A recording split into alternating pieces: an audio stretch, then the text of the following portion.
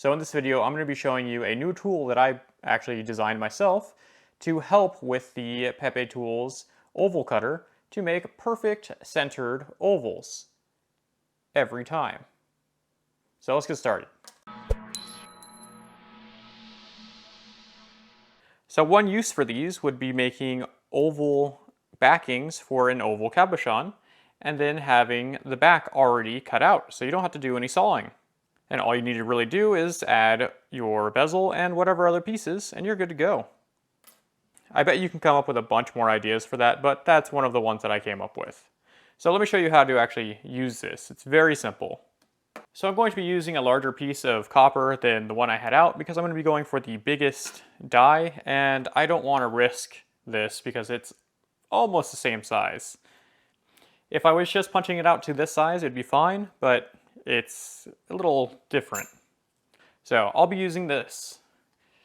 And for those of you that want to know, this is 0.6 millimeters thick. So what you want to do for this is find the smallest size first, so the inside hole, and then you'll cut out the outer hole next. So I'm just going to put this in here like so, and make sure you have a decent amount of room because you're going to need that room for the second cut, and just tighten this down. So once you have that all in there, you're going to take some of the Pepe lube and the right die for this, and just lube up the sides of it and place it in here. So from here, I'm just going to use a 2-pound brass hammer and knock it through there. And then pick this up.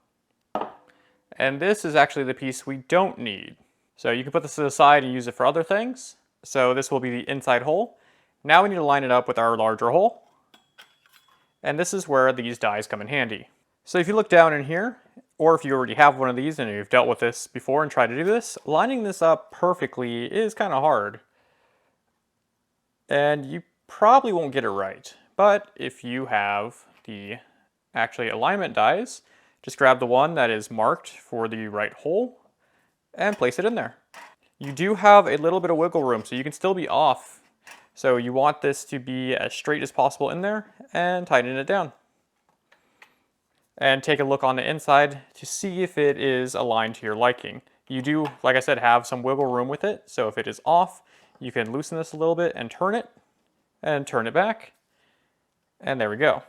So now all we have to do is use the proper cutout die and make sure to lubricate it, and just kind of set it in there, and then we just hammer it through. And here's our final product. So way quicker, way more accurate than sawing this out. And it's a lot more accurate than trying to eyeball this and get them perfectly aligned in the center.